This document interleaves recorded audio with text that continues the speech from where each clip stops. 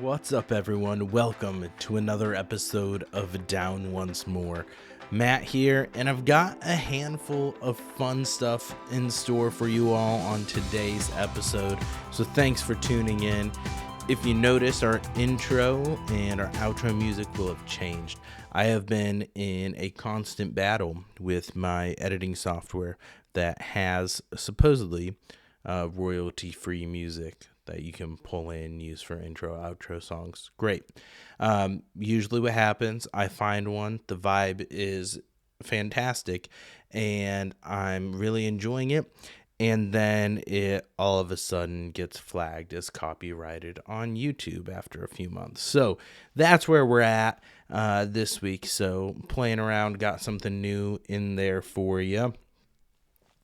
This week, the big meat of the episode, I am going to be giving a little mini review on Captain America: Brave New World, the fourth Captain America movie from Marvel as part of the MCU. So I'll be talking about that in a bit. As always, time codes are in the description on YouTube and on all podcast platforms. So if you're here for a specific segment or section, or if there's one that you don't really care about, feel free to jump around in there. My review is going to be largely spoiler free. There will be a spot at the end where I'll be talking some spoilers, and that will be noted in the time codes. So try to do that to help everyone out. So there you go.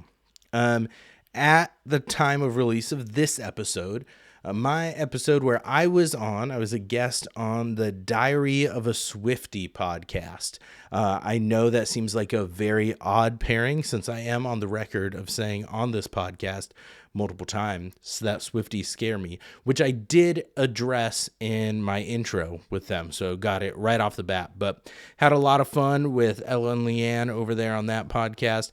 Talked about kind of musicals to start out the basis, kind of some history backstory on this podcast, how it came to be, what's some of my favorite musicals, movies, TV, VR, just some general pop culture and media talk at the beginning, and then went into a deep dive of All Too Well. I'm doing a really neat concept. They're going through all the songs in Taylor Swift's catalog, giving some of the history, pulling out keynotes, phrases, what jumps out to people, and they're doing their nice formulated season. So they're in season 5, which is the track 5 of Taylor Swift songs, which is a very interesting and nice and organized take.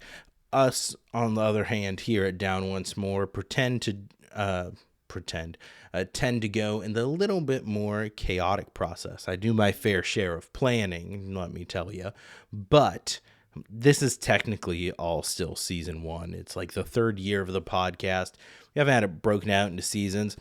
If I were going to break out into seasons, our first 12 episodes, that first year, would be a very distinct season, because that's when we were just doing one episode a month, right? We were doing our review, Rayleigh and I, kind of build up, and then in year 2, we started moving to the weekly release, started pulling in some more TV, movies, general media, random, fun chaos into the podcast, and that's when I've started enjoying it a little bit more. It makes it a little bit more stressful sometimes, but being able to just have a little bit more flexibility with it and make it our own has been a good time. I'm going to announce it here at the beginning. I usually wait until the end. But next week's episode, our February movie review, will be on In the Heights. So the Lin-Manuel Miranda stage musical, directed by John M. Chu, who directed, nominated for his direction in Wicked Part 1. We've got Wicked for Good coming out later this year, but he got together with Lin-Manuel Miranda, kind of put together his vision of Lin-Manuel Miranda's first big play before Hamilton, kind of telling that story, a very personal story to Lin-Manuel Miranda. So we'll be reviewing that. It is streaming on Max, if you're interested in checking it out there. Also available to rent digitally. It's been out for a few years now. So we'll be taking a look at that on next week's episode. A few other random updates, and is that HBO, their executive, Francesca Ori, said that they expect to see The Last of Us run for 4 seasons and then be done with it. So Last of Us, show that's near and dear to me as someone who really enjoyed the games. Now, I'm not really crazy deep into the lore, play through the games, have strong feelings about the games. One potentially controversial one is I actually really enjoy The Last of Us Part 2, the game, and I'm really excited what these next few seasons go with. They've said that season 2 of the show will not be an adaptation of all of part 2 of the game. There's going to be a number of changes that has been anticipated by people for a number of reasons, which I'm not going to get in here because I don't like spoiling things. I want people to be able to experience it as it comes. But they said part 2 of the game, it is much bigger than the first game, and so the show will be multiple seasons. Now, them saying it'll go for 4 seasons, I don't know if that expands beyond what there is in the part 2 game. There were rumors and talks last year of if they were going to do a Last of Us Part 3. Nothing's been made official yet on there, so we'll see. If you've been keeping up, if you're on audio platforms, been re-releasing my reviews, my initial gut reactions from season 1 of The Last of Us.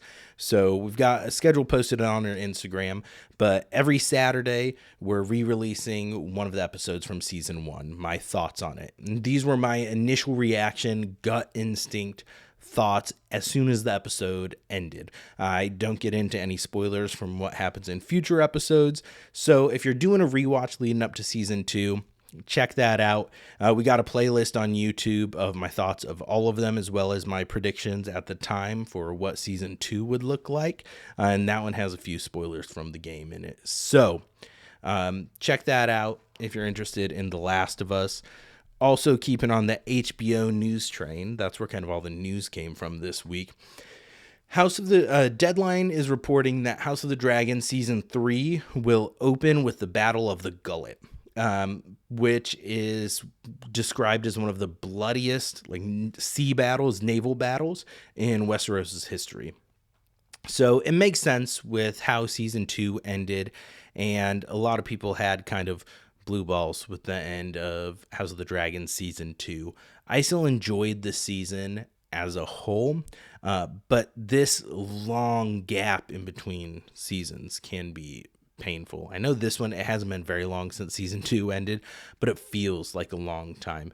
This has been a long year, and so things are shot for me. You know what? Let's get into Captain America review, and then I'll have a few other things after that, but let's get into it. Captain America Brave New World. I saw it Thursday night on the 13th, and I went in with pretty low expectations. The MCU's been kind of on a downward slope since Endgame, but not everything was a hit before Endgame either.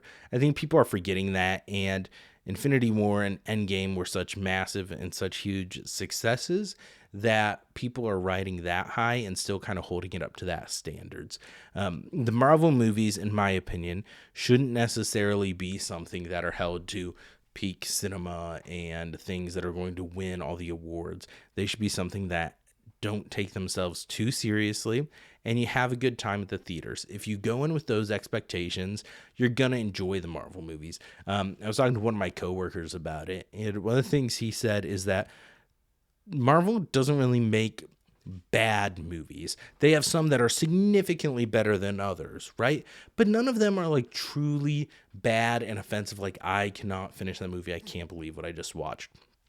And in my opinion, Captain America Brave New World is another of that. It's good, not great. It had potential to be great, but one of the potential downfalls and dangers I feel like with the MCU setup is where they're at. I think there's movie 32 in the MCU, is that there tend to be a number of movies that serve as just setup and feeding into the larger story plot that they're trying to tell, the story arc.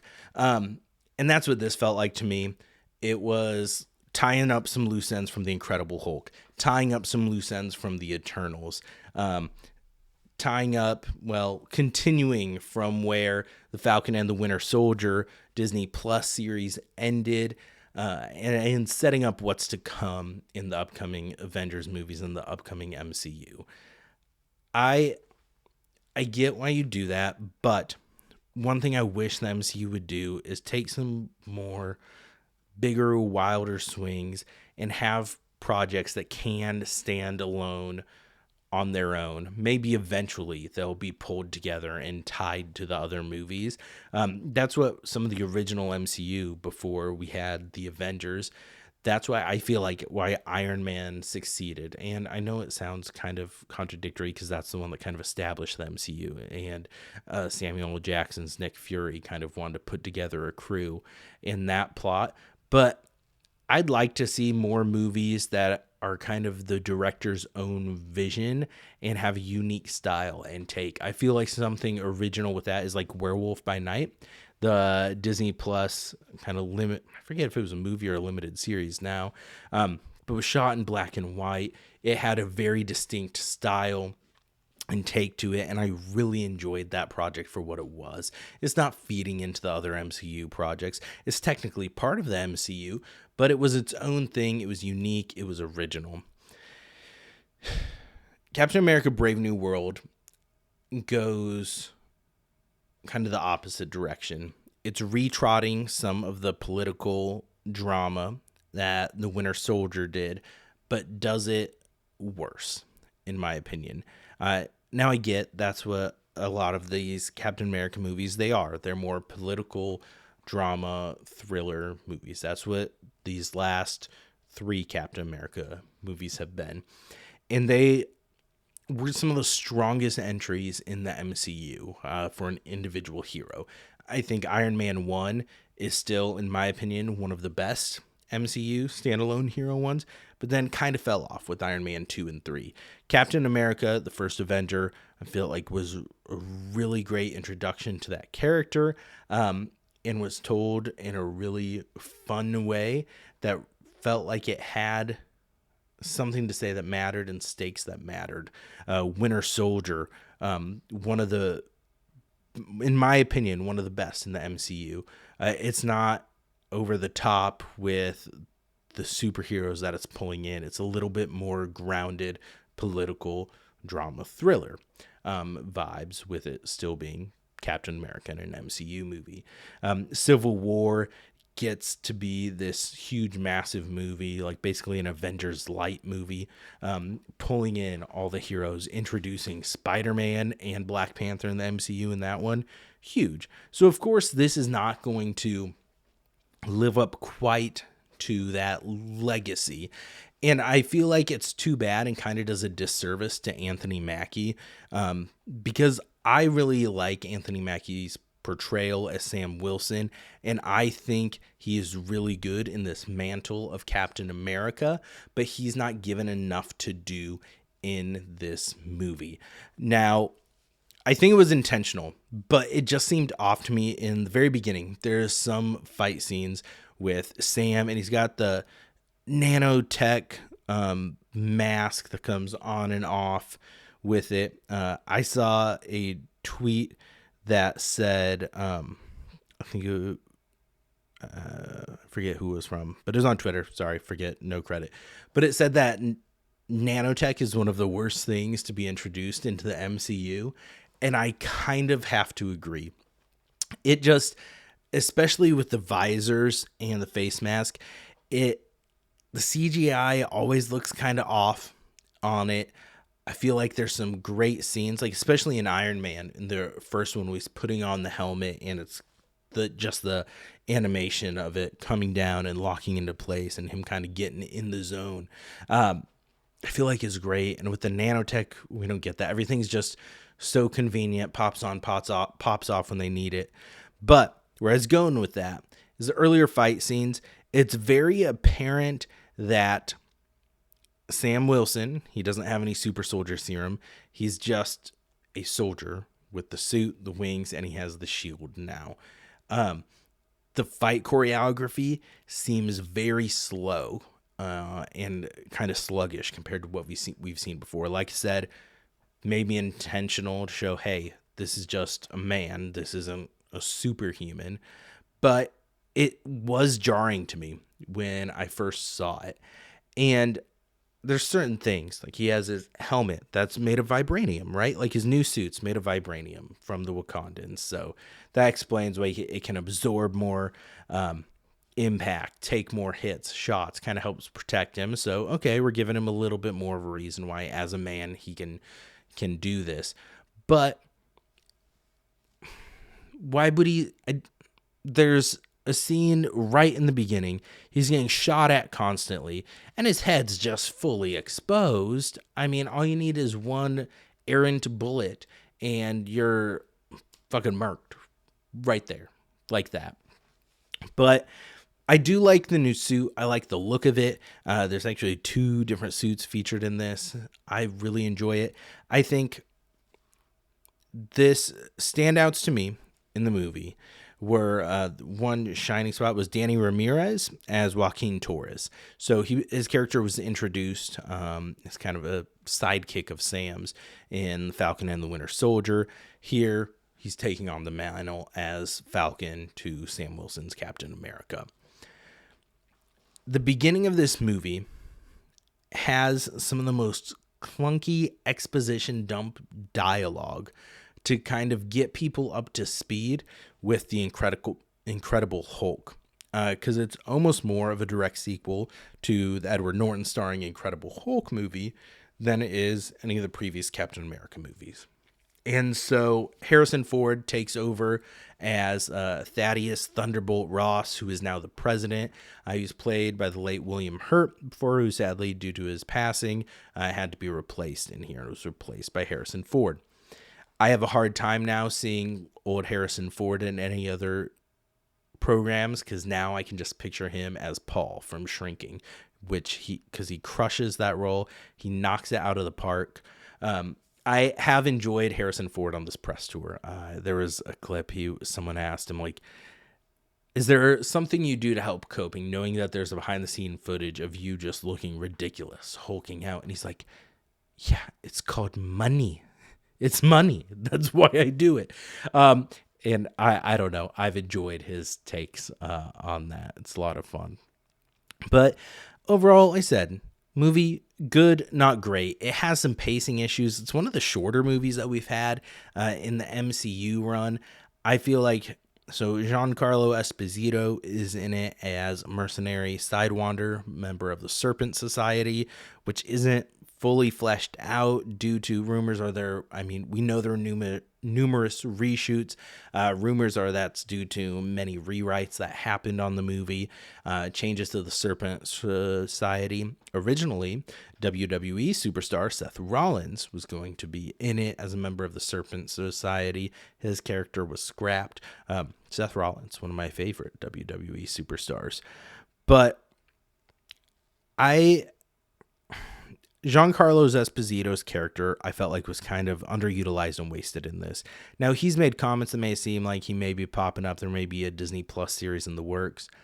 Okay, I don't think everyone needs a Disney Plus series. I was not the biggest comic reader. I've read some runs. I read the Civil War run. That was what kind of got me into the reading comics part. I did that later in life. But I don't know. He played the character quite well, and he's got some to do, but it just felt, like I said, underutilized, like he wasn't given enough room to breathe. An interesting note, this is the first Marvel movie, I believe, that didn't have the kind of comic panel title card, Marvel Studios title card at the beginning. It just says Marvel Studios in like black and white, and I thought that was interesting.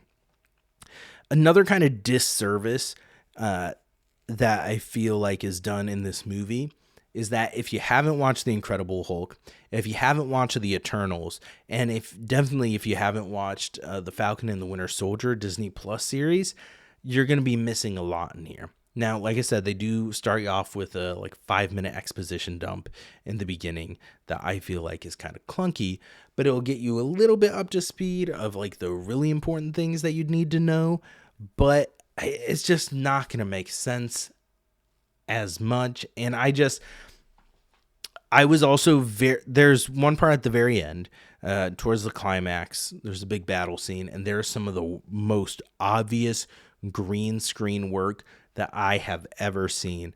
It's where Sam Wilson, when Captain America is standing just on a road, and the background, it's like that entire thing is CGI and green screen, and it looks so bad. I also wish that there were things that were so prominent in the marketing for this movie that should have been left for a surprise. I think we've gotten where we go so far with showing so much in trailers, trying to wow people and build hype with that we're just taking away the sense of excitement. And there's so many moments that I feel like would serve the audience better and get people buzzing more about it if you wait and you saw that for the first time in the theater. I'm going to get into some spoiler territory now, so check out the time codes and skip ahead if you don't want to be spoiled. I wanted to save it here just in case there are people who have been keeping themselves pure and haven't been in a movie theater and even seen a poster, but Thunderbolt Ross's transformation into Red Hulk is something that's teased throughout the movie, but doesn't actually take place until the very end, the climax of the movie. It's the big confrontation. That's the big battle that Captain America has to fight. I don't really agree with the choice. Like, I get you're trying to build buzz. You've had some bombs lately, get people back to theaters. But people are still going to show up.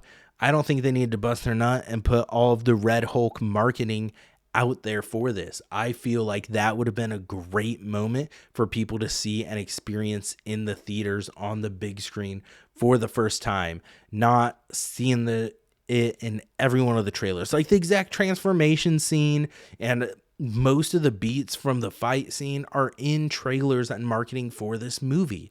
Why? Save that. Let people experience it when they see the fucking movie. It bothered me. And I get you don't have to watch the trailers. No one's forcing you, but they're playing before every movie. And like I said, every movie poster for this movie features Red Hulk on it. And I don't get it.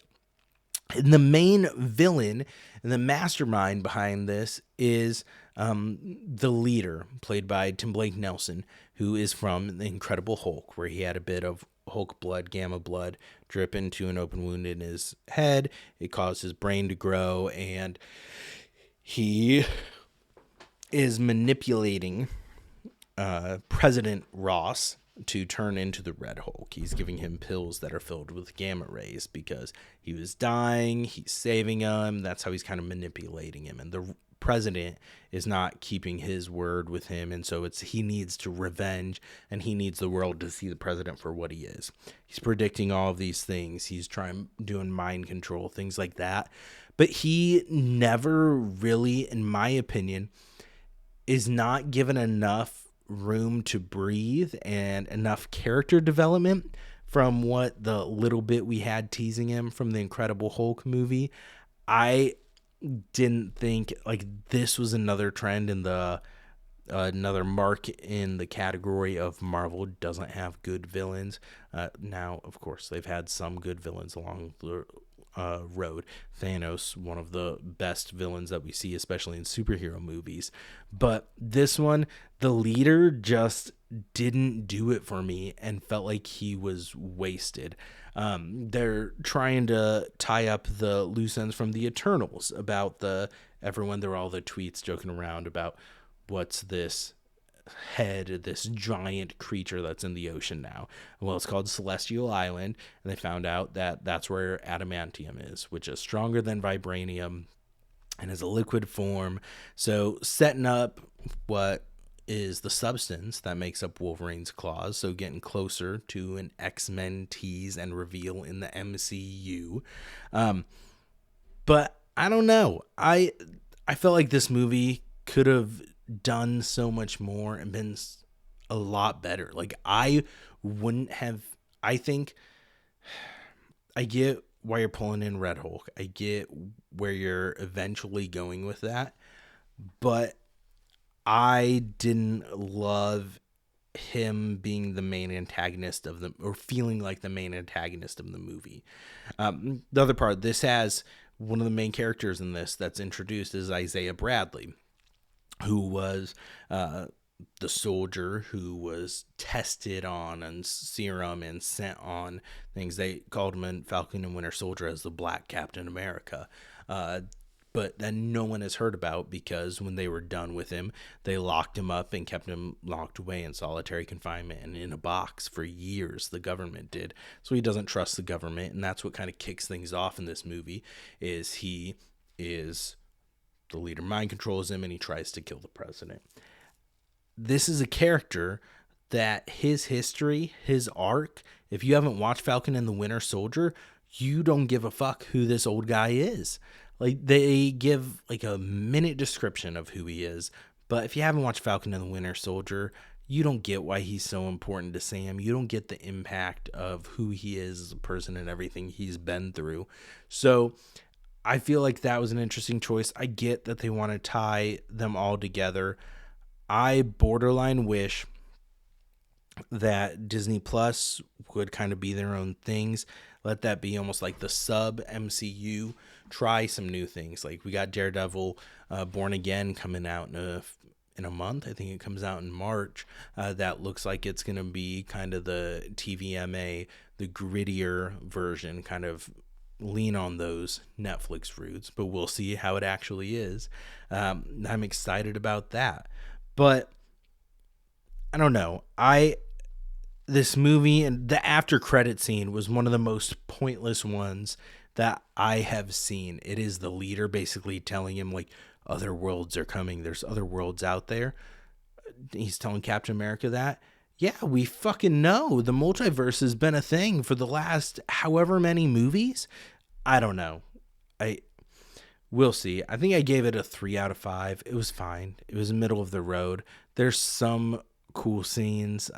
There's one where Captain America and the Falcon are flying, trying to stop a global war crisis due to a misunderstanding and mind-controlled pilots. So they're trying to stop fighter pilots, and it'd be cool if we would have like Top Gun era scene, like level scenes and caliber scenes of this, but that's not what we get. But it's still some neat scenes, some neat moments. I enjoyed it for what it was. It's by no means as bad as I feel like a lot of reviews are making it out to be.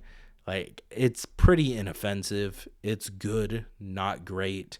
Watch it when it comes out and streaming. I don't think it's have to run out and see it on the big screen or in theaters.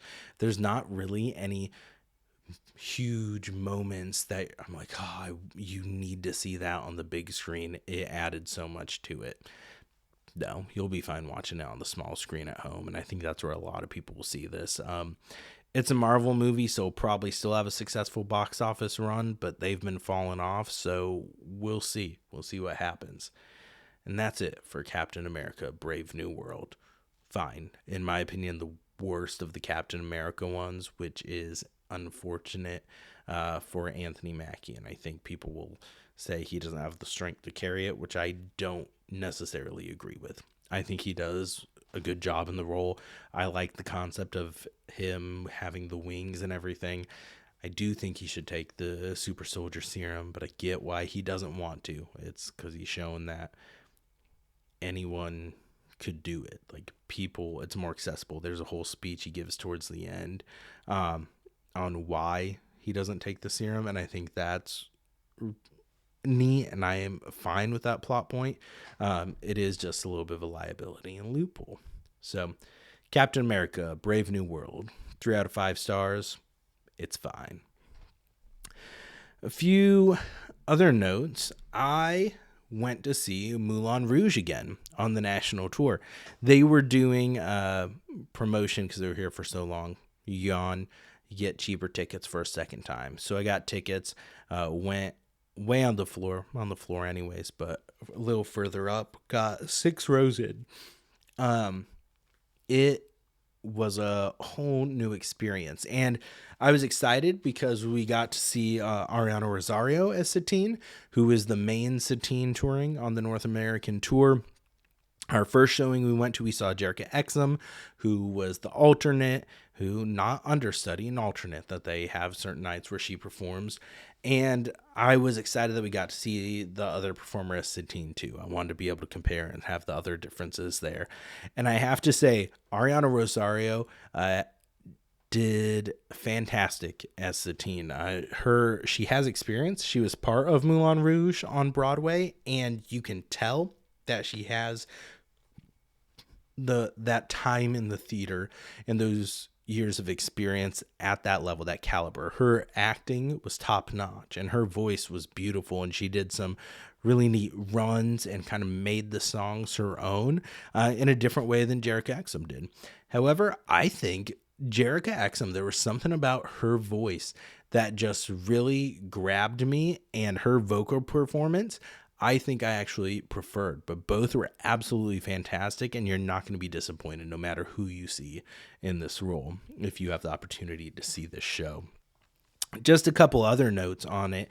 I didn't touch on it on my original review, but the themes of truth, beauty, freedom, and love, the main themes of the bohemian lifestyle, as referenced in here, are very apparent and clear in the stage version, and themes that work throughout it, maybe even a little more heightened than the movie itself.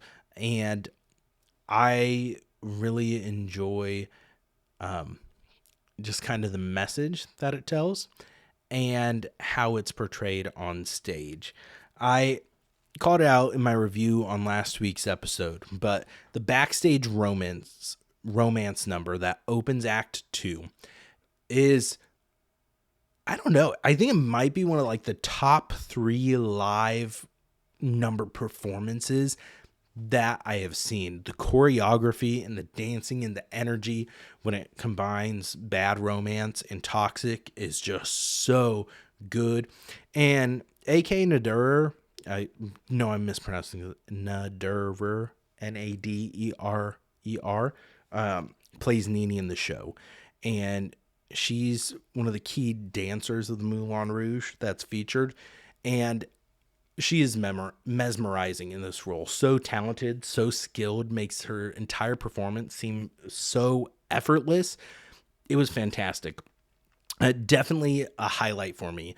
The other standouts are just fantastic. Christian Douglas still just blew me away in his performance as Christian on here, especially in El Tango de Roxanne and Elephant Love Medley. His physicality and how he's portraying, he just seems natural on stage. I don't want to call it out. There is almost like tick he does that I called out on it once I realized I saw the original performance. I couldn't stop noticing it, but I'm not going to call it out to people, and because then you'll only think of that when you see it. And then also Robert Petkoff as Harold Zidler was fantastic. Just the energy he brings to kind of introducing you to the show, because the show opens with the Welcome to the Moulin Rouge number, and he's introducing the can and because you can that whole it's so much fun, and the energy is so exciting. And I talked about it in my full review, but the stage production, where it has more upbeat bookends of the show and the story that it tells, is the encore number that they do leading into the bows. The encore number is called More, More, More, and it has a mix of like, hey, the original Lady Marmalade and a whole bunch of other numbers pulled in there. It's a medley mashup, has the can again. It is so much fun, and it's when everyone's standing up, doing the standing ovation, applause, just looking around, everyone had a giant smile on their face during that number. It is so much fun. The energy, like I was kind of worried. I'm like, I saw this a week ago. Am I going to have as good of a time and enjoy it just as much? The answer is yes. It is a great time. This is the only one that I've gone to twice in one run. Now, I've seen Hamilton 3 times total, but this is one, like, I could have gone again. Like, it is so much fun, energy. The only thing, the audience was more vocal this time. There were people that were yelling out a few times. People behind me were snapping and singing along to it, which is not, I feel like, is not proper theater etiquette. I try not to yuck people's yums, harsh or mellow, but I feel like you got to be kind of courteous of the people around you when you're at live theater events. Concerts, different story. They encourage you to sing along. They love when you sing along to their songs most of the time. But I don't know. But Moulin Rouge, if you have the opportunity, go see it. You're going to be blown away whether you get to see Ariana Rosario or Jerica Exum. And I'm sure with how talented this cast is, whoever their understudy is, if both of them get knocked out and sick, will be fantastic as well. So there's some follow-up notes on Moulin Rouge. Another TV series that I highlighted in my What to Watch in February show was Yellowjackets. Season 3 premiered on Valentine's Day, so this past Friday. They did a 2-episode premiere. And I didn't get a chance to rewatch seasons 1 and 2 before the season came out. And season 2 ended in May 2023. So it has been 20 months. It has been almost 2 years since season 2 ended. And not having a recap, I'd forgotten enough about season 1 and season 2 that the little recap they have before episode 1 of season 3 was not enough. So I'm hoping things will come back to me. Like, I get that's my own fault, but not everyone has time to go and rewatch shows they've already watched. There's so much new exciting TV coming out that not everyone has the chance to. But season 1 I thought was fantastic. It kept me on the edge of my seat, not knowing what was going to happen and where the story was going. I feel like I lost that a little bit with season 2. It could have been just with everything else I had going on and didn't get to kind of savor and enjoy it as much. Season 2, I did more of a binge watch, if I remember right. And so I didn't get to build the suspense and the anticipation from week to week. I found out one of my friends also watches this show, so I will now have someone to have weekly conversations and breakdowns on, which is one of the most enjoyable parts of these shows to me. Like not How I Met Your Mother. I'm rewatching How I Met Your Mother, so it's on the brain. Like House of the Dragon and Game of Thrones. Like when you have someone to talk about and just share theories or picks or what bugged you, what you really enjoyed, what stood out to you. I really enjoy that dialogue, and I feel like that's something that gets lost with binge watching now. And so I'm excited that I found someone now that I can bug and we can have conversations about Yellowjackets season 3. But I thought the first 2 episodes of season 3 were solid. Like I said, season 2 lost me a little bit. I felt like it spent more time in the present timeline, which is far less intriguing for me than what happened in the past on the island with this group after the plane crash. So I felt like episode 1 and 2 of season 3 spent a lot of time on the island, a lot of time setting things up, furthering the plot. But there was something at the end of episode 1 of season 3 that pulled me back in, where I am a little more invested now in the modern storyline. So it'll be interesting to see if they can find the right mix of that balance and those versions of the characters and who they're playing. Shauna, we've seen glimpses of her in season 1 and 2 in the present day of having that kind of ruthlessness and kind of being a little batshit, but the Shauna on the island still seems so much more vicious, jaded, wild, and feral than what we are seeing in modern day Shauna. So I get people change over time, but I'll be interested to see how those storylines kind of where that intersection is, where the point is, the medium there. So I did enjoy the first 2 episodes. I will be watching it week to week as it goes. I probably won't do regular updates of it on here because it's not one that I'm going to get in depth doing weekly reviews all the time. And it's one thing that I think doesn't have as big of a fan base because it's Showtime or Paramount Plus are the 2 places you can watch it, which aren't one of the premier streaming ones. But after I finished episodes 1 and 2 of Yellowjackets season 3 because I wanted to touch base on it because I've talked about it on here before and I started to watch it.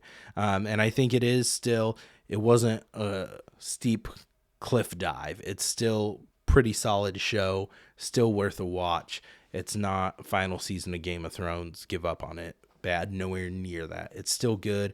I still feel like the acting and the writing is strong, and I'm interested to see the story they're telling. But after I finished those episodes, Dexter Original Sin preview for that came up. And so I decided to turn that on. With everything that I've been watching, this had kind of fallen off my radar. I'd forgotten about it. It started in December. And episode 10, which I believe is the final episode of season 1, just ended this past week. But I watched the first 3 episodes of that, and I'm intrigued. I'm hooked. I don't know that it's quite as good as the original Dexter series for me, but I'm interested and intrigued in the story they're telling. I'm wanting to see more, and I'm still wanting to tune in. It is different with Patrick Gibson playing the young Dexter instead of Michael C. Hall in a bad wig like we got in the original Dexter series. But if you're not familiar with Dexter, it was 2006 is when the series premiered on Showtime. It ran 8 seasons. It is about Dexter Morgan. He is a serial killer who is almost like a vigilante serial killer who has his dark passenger and gives him dark urges to need to kill.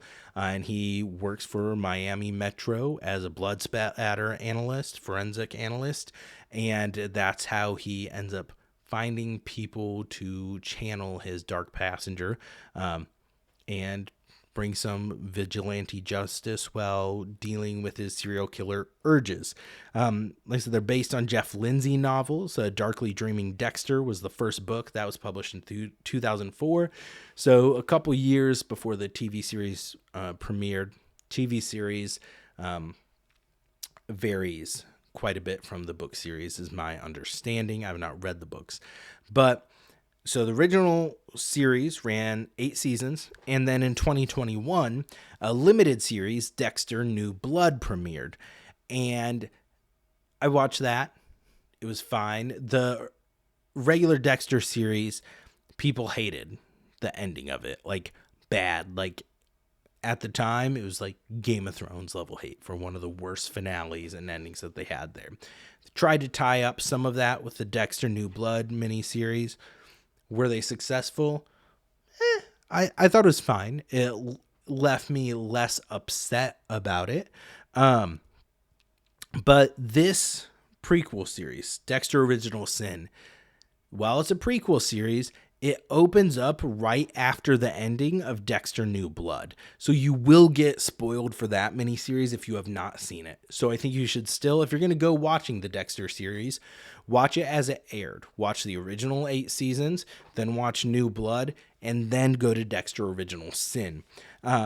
This is tying into, there is supposedly, I think it's actually not supposedly, it's been officially announced, Dexter Resurrection is going to be a new series that's going to be premiering sometime this year on Showtime and Paramount Plus that takes place after Dexter New Blood. So I think this Original Sin, my guess would be that it'll be 1 season kind of filling the gap, but depending on the success, may do multiple seasons since it starts with Dexter's first joining Miami Metro as a intern. And so the story there. So I'm intrigued. The actors they got to play the young versions of characters like Batista and Mazuka have been pretty solid. Deb's actress is really good in her role as well. So I'm enjoying it. So if anyone else has watched it, and if it ends awfully and I should stay away, don't spoil it, but let me know in the comments. Save me some time. The last thing I'm going to do today is, I've done it, I think, once before, and kind of what Matt's listening to, playlist suggestions, songs I am vibing with, enjoying right now. So I got 5 for you. The first one is going to be Everybody Hates Me by Cheer Up Dusty. Nice little pop punk song, nice little emo anthem song. Check it out. It's good stuff.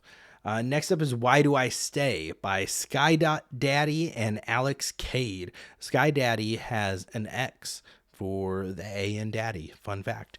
But this song, it popped on my Instagram Reels feeds, this artist promoting her music, and I really dig it. There's something about her sound and her vibe.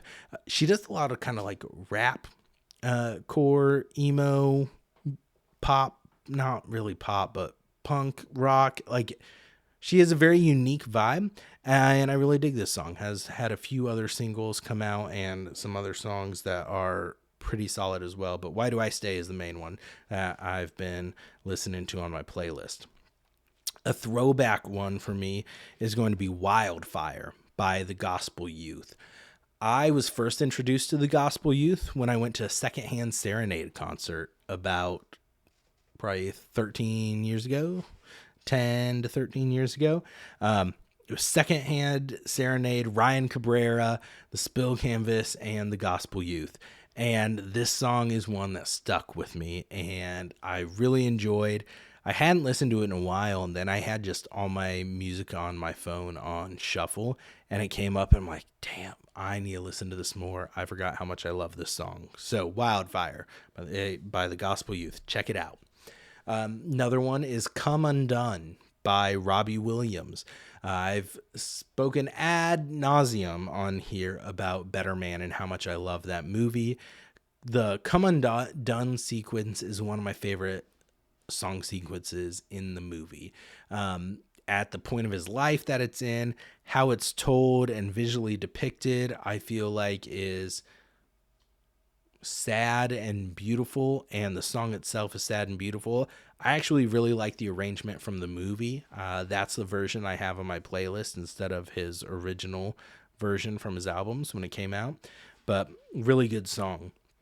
And then another kind of throwback one for me from the high school college days is going to be Think of You Later, Empty Room by Every Avenue. Just another kind of pop punk, not really emo, kind of emo song that I just had forgotten about, and then it came up when I was listening to a playlist and really dug it. So not really any super mainstream artists except Robbie Williams if you're in the UK, and starting to grow popularity in the US now. And what I've seen more and more is that there's songs by Robbie Williams that you'll hear and you're like, oh yeah, I totally know that song, just didn't know it was him. So more popular than you may think. That's gonna do it for this week's episode. I don't have any other super fun notes. It's been a little bit longer of a mini episode than I had planned, so I said tune in next week for In the Heights. Brad and I will talk about that. Hopefully you enjoyed this random grab bag episode. Check out Diary of a Swiftie if you are a Taylor Swift fan. Even not, if you're not, you can gain a little bit more respect for the artist and find out more of what goes into it. And the episode I'm on, we had a lot of fun. So check that out. As always, like, comment, share, subscribe.